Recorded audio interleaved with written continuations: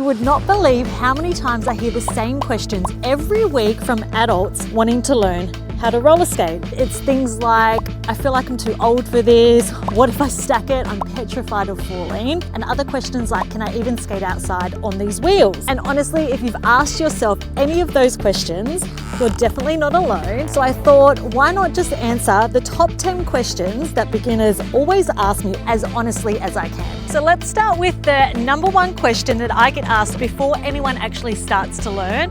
And it's, should they go with quads or inline? So either roller skates or blade. And I know this may feel like a big decision and you might think that whatever you choose, you have to stick with, and you don't. You can always change down the line, but here are some pros and cons to both of them. Let's start with the positives of learning to skate with quads. You will feel like you are more stable because you have a quad-like setup under each skate, which gives you more balance as a beginner. Quads are also way easier to use for any kind of dance skating or spins. You can press on your edges, you can adjust your trucks to give your wheels a different flex, and they're just a lot easier to get more of a flowy kind of sequence to your skating. Quads are also easier to start and stop because you are balanced on 4 wheels. So the only negative about quads, I think, is that unless you have the right wheel set up to go outdoors, it's really bumpy, and also it's easier to slip back. My personal preference is obviously quads because of my artistic roller skating background. I prefer to do jumps, spins, lots of footwork, so that's why I go with quads. There's no right or wrong, it just depends on your goals and what you want to get out of skating. The second question I always get is, how do I stop? As soon as you start skating forward, you need to learn how to stop. There's so many beginner skaters that go out and they start learning all these tricks, but they don't actually learn how to stop. So if you are a complete beginner, you need to learn how to do a plow stop. I would master this before you start attempting to learn any other types of stops. As soon as you can stop, your confidence honestly will skyrocket through the roof. If you want this more in detail, I've actually got a full YouTube video on this, which I'll link above, so go and check that out. Question number 3 that I get asked is, roller skating actually that good of a workout? And yes, it's really low impact, so it's way better than running on your joints, and it can burn anywhere between 300 to 600 calories per hour, depending on the type of skating that you're doing. It builds muscle strength in your calves, in your quads, in your glutes, in your core. Everything in your body is engaged, even your arms are out for balance. It's basically a moving meditation. Once you put your skates on, you forget about everything else, all your problems, and you just focus on skating. Number 4 is, what protective gear do I need? And I feel like if they're asking this question, it's because they feel embarrassed to wear protective gear. So when you're learning, you definitely need a helmet, elbow pads, wrist guards, and knee pads. There's also butt pads that you can get, so bum padding that are short, that will protect your tailbone and the sides of your bum if you fall. I see a lot of skaters using those these days, but by putting on your protective gear, I promise you, you're gonna feel more confident. So if you try and go for a skate and you don't have your wrist guards or any protective gear on, you're gonna feel nervous. So definitely think of your protective gear as your armor when you're learning. The 5th question is a pretty popular one, and it's, how do I get good balance without feeling wobbly?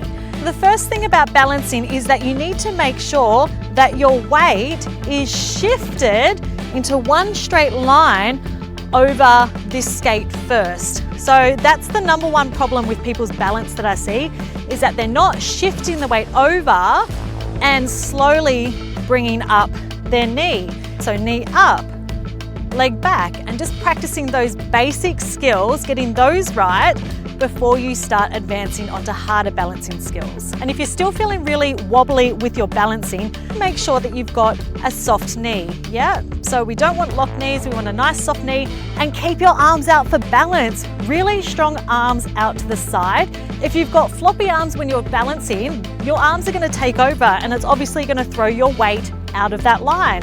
So my number 1 tip is to have a soft knee, shift the weight over, and keep those arms out strong. Question number 6 is, what mistakes do most beginners skaters make that I can avoid? The most common mistakes that I see over and over is when people are learning to skate, they've got a straight leg. We need to have a nice soft knee So it's like a shock absorber when we're skating. And also looking down, it's so common and it's a habit that you need to break, but stop looking down at your skates, start looking up and look in the direction that you're going, not down at your skates.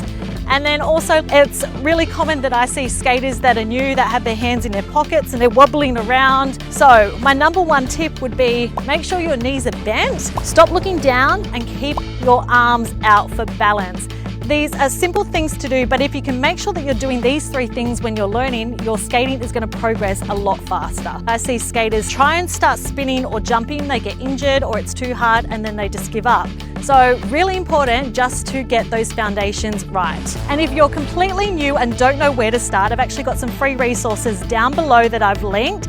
Question number 7 is, are there many adults learning to skate these days or is it mostly kids? My adults classes are the ones that are fully booked and the ones that I get the most out of teaching because there's so many adults wanting to skate, whether it's to prove something to themselves, whether it's to do some kind of new fitness instead of going to the gym, whether it's wanting to be outdoors and bond with their kids. And I can tell you from experience, after having so many years off skates and coming back to it as an adult, it is so much more rewarding learning to skate as an adult versus when you skated as a kid. So if you're thinking about learning to roller skate, 100% give it a go. Question number 8 is, can I skate outdoors with my wheels? Now, the first thing here is that you need to know what type of wheels do you have? What's the durometer, so what's the size? And what's the hardness? Is your wheel a soft wheel or a hard wheel? So you need to understand what type of wheels you have on your skates first. If you're skating indoors, you generally have a harder wheel. So this gives you a little bit more slip and slide, which is more comfortable for indoor skating. If you're doing outdoor skating, especially on footpaths, you need to have a really wide wheel and it needs to be really soft. So that's going to absorb all the shocks, all the bumps, and there's going to be less chance of slipping on any stone. Question number 9 is, how do I break in my new skates? They're really painful. So your skates are boots, right? So if you buy a new pair of leather boots, it's going to take you a week or 2 to break them in. Roller skates are exactly the same, especially if you've got a really stiff boot. That's going to take a little bit more time to break in. Now, if you have a softer boot, you're going to start to get a little bit of a crease along here, and that means that your boots are broken in. I had a student come to my class, she had brand new skates and she wanted to hire some of mine because her skates were hurting her.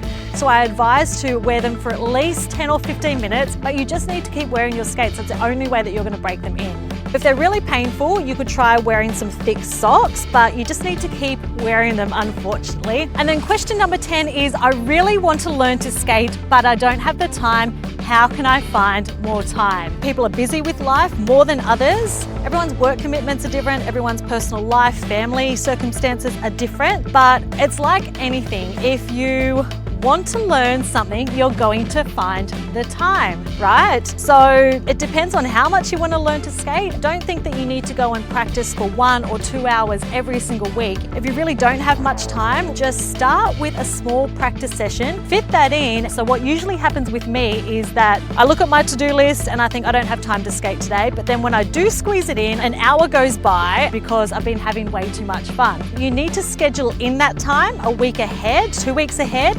Plan out your skate sessions and then stick to it. If you don't plan it out, you're probably not going to do it. Just think of skating as your self-care time, yeah? Don't think of it as a chore.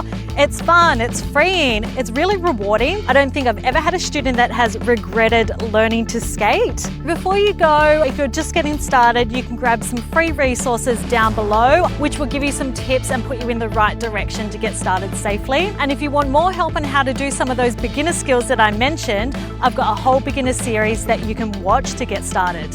I'll link that playlist above. If you have any other questions, please drop them below in the comments so I can cover them in the next video coming. And don't forget to subscribe so you don't miss part 2, where I'll be going even deeper into your questions. Thanks guys, I'll see you in the next video.